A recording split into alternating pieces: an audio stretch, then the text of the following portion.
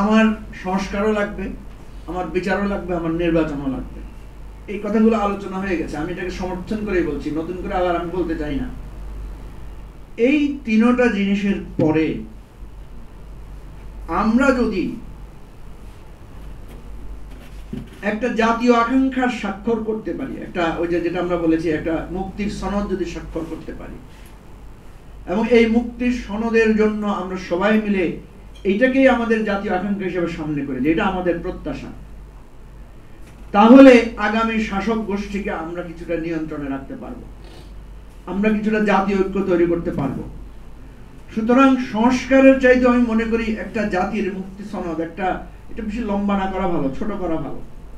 যেমন আমরা বলেছি 2 বারের বেশি কেউ, 2 টার্মের বেশি কেউ থাকতে পারবে না, এটাতে যদি একমত হইতে পারি, তাহলে বাংলাদেশে আমরা দেখতে পারবো যে শাসকরা স্বৈরাচারী হয় না, সে হাসি মুখে বিদায় নিতে জানে। এটা হয়তো আমরা ভবিষ্যৎ স্মৃতি আমরা দেখতে পারবো।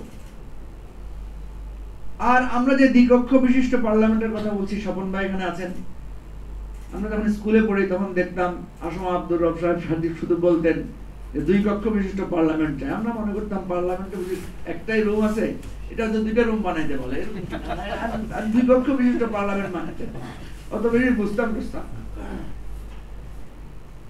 এখন দেখেন সংস্কার কমিশনে কিন্তু আমরা এবি পার্টির পক্ষ থেকে আমরা দ্বিকক্ষ বিশিষ্ট পার্লামেন্টের বিরোধিতা করেছি।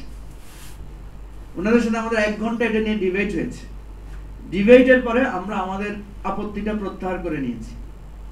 আমাদের আপত্তির জায়গাটা কোথায়? আমাদের আপত্তির জায়গাটা আমরা বলেছিলাম যে দ্বিকক্ষ বিশিষ্ট পার্লামেন্টের উদ্দেশ্যটা কি?